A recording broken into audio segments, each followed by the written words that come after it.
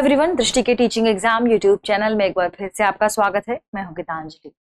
जैसा कि आप सभी जानते हैं कि हम यहाँ केंद्रीय शिक्षक पात्रता परीक्षा यानी सीटेट के जो पिछले वर्षों में एग्जाम हुए हैं उनमें सामाजिक विज्ञान खंड के भूगोल विषय से किस तरीके से प्रश्नों को फ्रेम किया गया है, किस तरीके से प्रश्नों को पूछा गया है, उन प्रश्नों पर हम यहाँ चर्चा कर रहे हैं। यानी बेसिकली आप क्या कह सकते हैं कि हम यहाँ सीटेट के सामाजिक विज्ञान खंड के भूगोल विषय के PYQ को सॉल्व कर रहे हैं, प्रीवियस ईयर क्वेश्चंस को देख रहे हैं कि आखिर इस एग्जामिनेशन में भूगोल विषय से किस तरीके से प्रश्नों को फ्रेम किया गया है, कैसे प्रश्न पूछे गए हैं और आपको प्रश्नों को कैसे हल करना है। ठीक है, ये इंपॉर्टेंट है।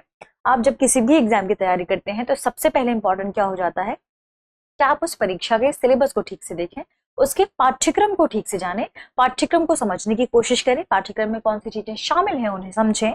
और दूसरी चीज इंपॉर्टेंट हो जाती है कि उस पाठ्यक्रम के आधार पर प्रीवियस ईयर्स में कैसे प्रश्न पूछे गए हैं, विगत वर्षों में किस तरीके से प्रश्नों को फ्रेम किया गया है, किस खंड से प्रश्नों को अधिक पूछा गया है, आपको किन खंडों पर ज्यादा ध्यान देने की जरूरत है, प्रश्नों को किस तरीके से पूछे जाने की विगत वर्षों में प्रवृत्ति रही है। ठीक है, तो इससे पहले हमने भूगोल के ही कई अन्य प्रश्नों पर चर्चा की है। इसी श्रृंखला को हम आगे बढ़ाते हैं और आइए चर्चा करते हैं हमारे आज के प्रश्नों को। तो ध्यान रखिएगा, यह सामाजिक विज्ञान या आप कह सकते हैं सामाजिक अध्ययन, लेकिन इंपॉर्टेंट बात क्या है कि यह एक वैज्ञानिक विषय है, इसलिए इसे सामाजिक विज्ञान कहते हैं। ठीक है, तो सामाजिक विज्ञान जो हमारे प्रश्न पत्र में शामिल है, मेंशन है, इसके प्रश्न पत्र 2 कक्षा 6 से कक्षा 8 के लिए जो भूगोल विषय से प्रश्न पूछे गए उन पर चर्चा हम कर रहे हैं। देखिए, आइए देखते हैं पहले प्रश्न को। पहला प्रश्न है, निम्नलिखित में से किस ग्रह को पृथ्वी का जुड़वां ग्रह कहा जाता है क्योंकि इसका आकार एवं आकृति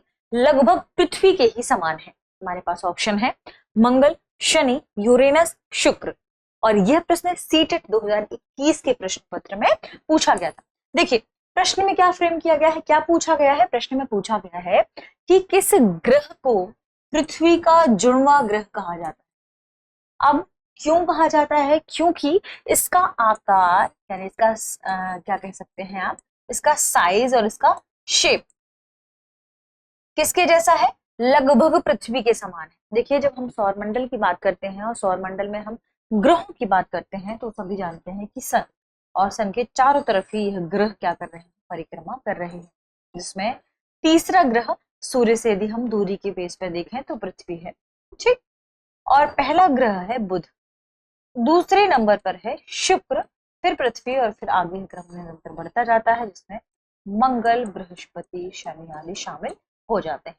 यदि हम साइज के हिसाब से, शेप के हिसाब से, व्यास के हिसाब से, घनत्व के हिसाब से, सभी हिसाबों से देखें तो लगभग जो हमारे पृथ्वी के बराबर ग्रह देखा गया वह है शुक्र। ठीक है, तो ध्यान रखिएगा, इस प्रश्न के यदि हम सही जवाब की बात करेंगे तो इस प्रश्न का सही जवाब हो जाएगा शुक्र ग्रह, ऑप्शन डी। अब शुक्र ग्रह के बारे में भी कुछ इंपॉर्टेंट चीजें समझ लीजिए। देखिए, यह ग्रह चूंकि पूर्व दिशा में देखा गया, सुबह कहाँ देखा जाता है, पूर्व दिशा में, या आप कह सकते हैं कि इसे भोर का तारा भी कहते हैं। क्या कहते हैं? भोर का तारा। क्यों? क्योंकि इसे सुबह पूर्व दिशा में देखा जाता है और शाम को यानी सांझ में कहा, पश्चिम दिशा में, इसलिए इसे सांझ का तारा भी कहा जाता है। ध्यान रखिएगा, भोर का और सांझ का दोनों ही तारे के नाम से इसे जाना जाता है। ध्यान रखें, क्यों? क्योंकि शाम में यह पश्चिम में दिखाई देता है और सुबह यह पूरब में दिखाई देता है, इस वजह से इसे भोर का और सांझ का तारा कहा जाता है। अब इम्पोर्टेंट बात यह है कि इसके बारे में और कौन से तथ्य हैं जो जानना आपके लिए जरूरी है। इम्पोर्टेंट बात कि पृथ्वी और यदि आप चंद्रमा के, माफ कीजिएगा, सूर्य और यदि आप चंद्रमा की बात करें, चमकीले होने की स्थिति की बात, ये कौन सा ग्रह कितना चमकीला है, तो सबसे ज्यादा चमकीला है सूर्य, उसके बाद चंद्रमा और फिर तीसरे नंबर पर शुक्र ग्रह का नाम आता है। ध्यान रखिएगा, यानी सबसे चमकीले हम खगोलीय पिंडों की बात करें तो सबसे चमकीले खगोलीय पिंडों में तीसरे नंबर पर शुक्र ग्रह का नाम आता है। यानी यह थर्ड नंबर का सबसे कौन सा स्टार है, ब्राइटनिंग स्टार है, सबसे ब्राइट स्टार माना जाता है। ठीक, शुक्र ग्रह के बारे में एक और खास बात ध्यान रखिएगा कि यहाँ पर दिन और रात की अवधि सबसे अधिक है। जितने भी ग्रह हमारे सौरमंडल में हैं उनमें सबसे अधिक दिन और रात की अवधि कहाँ है, शुक्र ग्रह में है। अब इंपॉर्टेंट बात कि ऐसा क्यों है, क्योंकि यह अपने अक्ष पर कितने समय में घूर्णन करता है, 243 दिन लगाता है। अब आप समझिए, जहां पृथ्वी अपने अक्ष के घूर्णन में लगभग 24 घंटे लगाती है, हमारे यहाँ एक दिन, हम इसे कैसे कैलकुलेट करते हैं, आधा दिन और आधा रात के रूप में, अमूमन हम इसे एक दिन के रूप में कैलकुलेट करते हैं, है ना। क्यों? क्योंकि पृथ्वी अपने अक्ष के घूर्णन में लगभग 23 घंटे 56 मिनट और 4 सेकंड लगाती है। ध्यान रखिएगा, लगभग 23 घंटे 56 मिनट और 4 सेकंड लगाती है। ठीक, वही शुक्र अपने अक्ष के घूर्णन में कितना दिन लगाता है, 243 दिन। इस वजह से यहाँ दिन और रात की अवधि क्या होती है, सबसे ज्यादा होती है। सबसे बड़ी दिन और रात कहां पर होती है, शुक्र ग्रह में होती है। तो शुक्र ग्रह से जुड़े हुए जो भी इंपॉर्टेंट तथ्य थे उसे आपने समझने की कोशिश की, उसे आपने जानने की कोशिश की। चलिए आगे बढ़ते हैं और अगले प्रश्न पर चर्चा कर लेते हैं। अगला प्रश्न है, क्षुद्र ग्रह किन ग्रहों की कक्षाओं के बीच पाए जाते हैं। ठीक है, क्षुद्र ग्रह किन ग्रहों के कक्षाओं के बीच पाए जाते हैं। हमारे पास ऑप्शन है मंगल और बृहस्पति, बृहस्पति और शनि, मंगल और शनि, शुक्र और बृहस्पति। यह प्रश्न भी सीटेट 2021 में पूछा गया था। सीटेट 2021 के प्रश्नों के जो भी प्रश्न पत्र के जो प्रश्न है उन पर हम चर्चा यहाँ कर रहे हैं। ठीक, इंपॉर्टेंट बात क्या है, क्या पूछा गया है, क्षुद्र ग्रह। अब यहाँ हम यह भी चर्चा करते हैं कि क्षुद्र ग्रह क्या है। क्षुद्र ग्रह के बारे में ध्यान रखना है आपको कि ये वे ग्रह हैं जिन्हें एस्टेरॉइड भी कहा जाता है।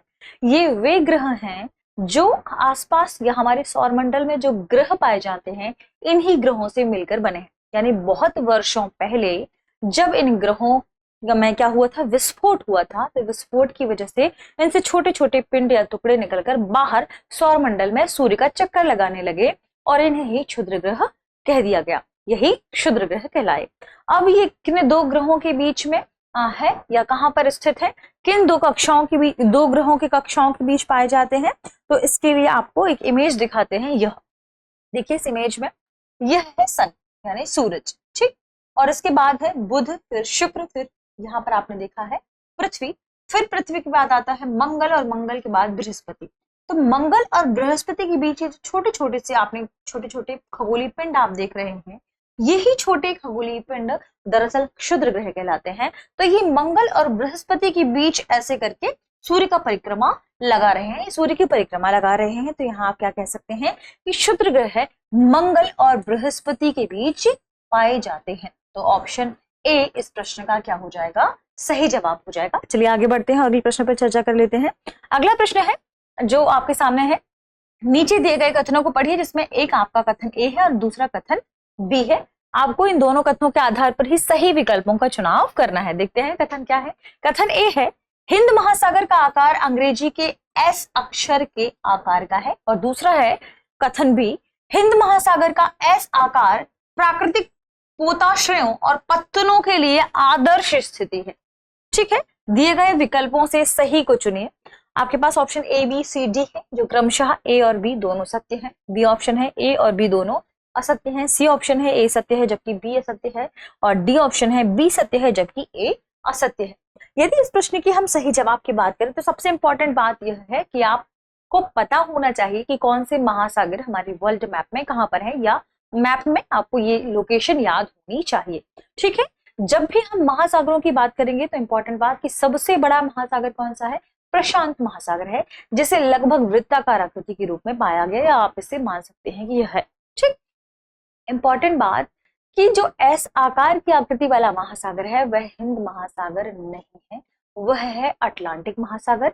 आइए हम वर्ल्ड मैप में इसकी एक इमेज देख लेते हैं ताकि आपको यहाँ पर आसानी से सारी चीजें क्या हो जाए, क्लियर हो जाए। ठीक, अब देखिए यहाँ पर आप देख रहे होंगे ये एक पूरा वर्ल्ड मैप है, और वर्ल्ड मैप में जो महासागर की लोकेशन है यह है पैसिफिक ओशन यानी प्रशांत महासागर। ठीक, यहाँ पर है हिंद महासागर, और आपने हिंद महासागर में देखा कि जो हिंद महासागर का आकार है वह लगभग देखिए इस तरीके का है। इसमें आपको कहीं भी एस आकृति तो दिखाई दे नहीं रही है ना।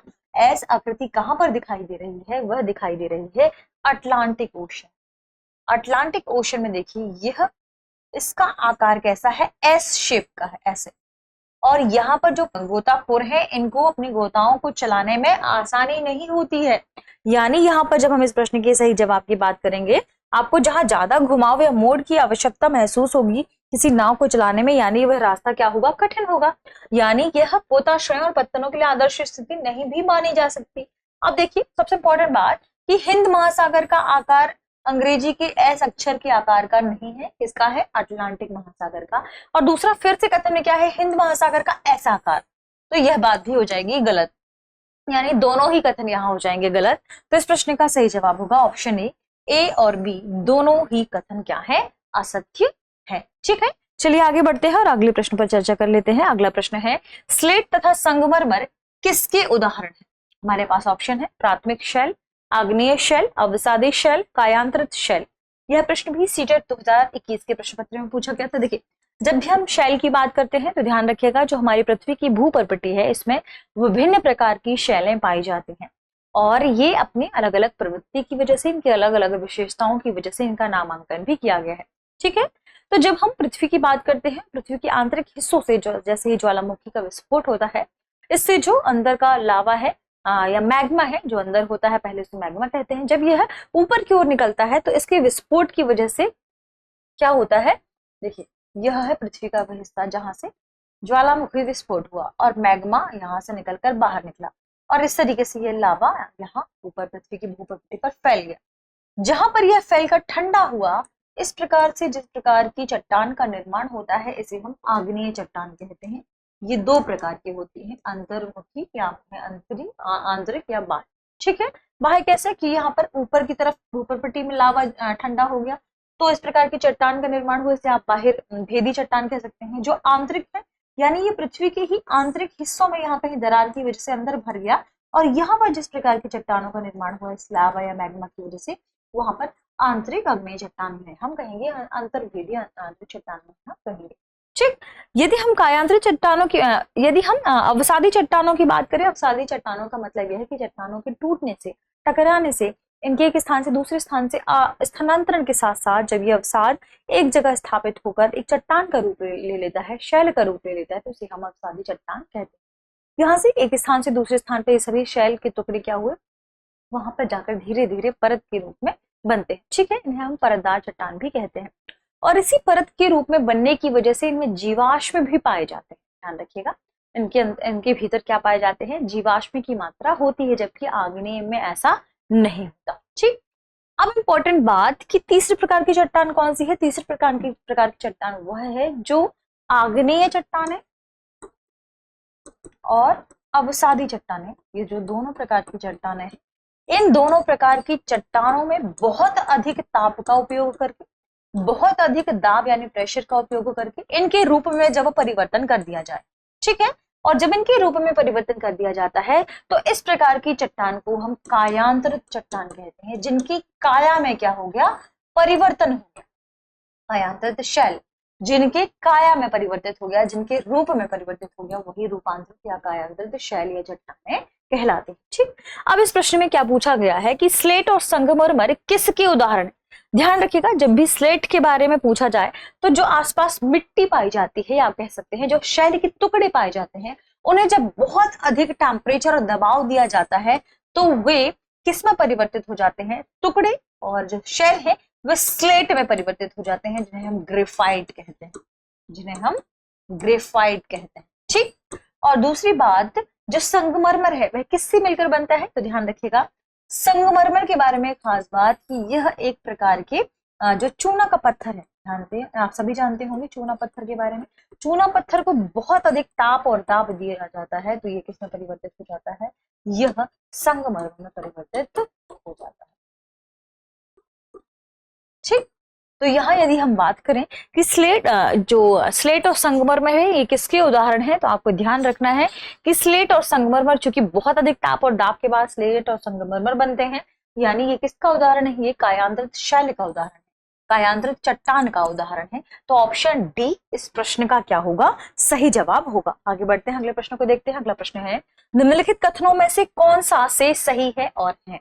कथन क्या है, कथन एक है पृथ्वी 365 1 and 4 दिन में सूर्य का चक्कर लगाती है। ठीक है, या 1/4। ध्यान रखें क्या है, पृथ्वी 365 1/4 दिन में सूर्य का चक्कर लगाती है। दूसरा है, हम लोग एक वर्ष 365 दिन का मानते हैं तथा सुविधा के लिए 6 घंटों को इसमें नहीं जोड़ते हैं। ठीक है। तीसरा है, प्रत्येक चौथे वर्ष फरवरी 29 के बदले 28 दिन का होता है। ठीक है। अब आपको बताना है, कूट है केवल 1 और 2, केवल 1 और 3, केवल 2 और 3, केवल 1। यह प्रश्न भी सीटेट 2021 के प्रश्न पत्र में पूछा गया था। देखिए, जब भी हम पृथ्वी की बात करते हैं, पृथ्वी के अपने अक्ष में घूर्णन की बात करते हैं, सूर्य के चक्कर लगाने की बात करते हैं, तो आपको हमें कुछ तथ्य याद रखने होंगे। जैसे यदि हम सूर्य की परिक्रमा की बात करें तो पृथ्वी के बारे में एक खास बात ध्यान रखना होगा कि पृथ्वी सूर्य की परिक्रमा, ध्यान रखें, पृथ्वी सूर्य की परिक्रमा 365 दिन। अभी हमने किसके बारे में बात की है, दिन के बारे में। ध्यान रखिएगा, 365 दिन 5 घंटे 48 मिनट, ध्यान रखिएगा 48 मिनट और 40 सेकंड में पूरी करती है। अब आप देखिए, 365 दिन 5 घंटे 48 मिनट, कहीं ना कहीं ये जो 5 घंटे 48 मिनट 46 सेकंड है, ये आप इसे लगभग 6 घंटे मान सकते हैं। ठीक। और हम लीप वर्ष मनाते हैं, यानी हम क्या कहते हैं कि जो हमारा ये 6 घंटा है, यह 4 वर्षों में कैलकुलेट हो गया। 6 × 4, 6 चौको 24 घंटे। 24 घंटे यानी हम इसे एक दिन पूरा कैलकुलेट कर लेते हैं। कब? हर चौथे वर्ष। तो ये जो 6 घंटा है हर वर्ष का, क्योंकि हमने कितने दिन के बारे में, हमने कितने दिनों को कैलकुलेट करके एक वर्ष माना, हमने माना 365। हम क्या मानते हैं कि हमारा जो एक वर्ष है वह 365 दिनों का होता है। और हर चौथे वर्ष तो 365 का हर बार 6 घंटा आप लगभग ले लीजिए, 4 बार का 6 घंटा आप लेंगे, ये पूरा एक दिन हो जाएगा। तो चौथे वर्ष ये 366 दिन का होता है ना। और यह कब होता है? यह उसी वर्ष की बात है जब फरवरी 28 की बजाय 29 दिन की होती है ना। 28 की बजाय कितने दिन की होती है? 29 दिन की होती है।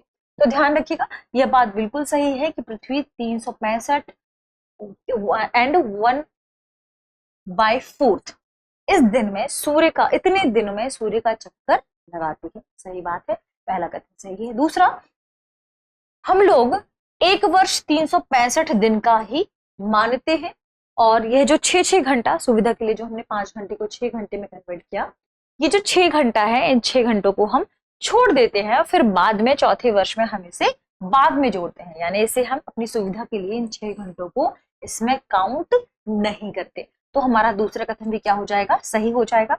तीसरा कथन है, प्रत्येक चौथे वर्ष फरवरी 29 के बदले 28 दिन की होती है। ये दरअसल, ये जो सेंटेंस दरअसल पलट गया है, क्योंकि प्रत्येक चौथे वर्ष फरवरी 28 के बदले 29 दिन का होता है।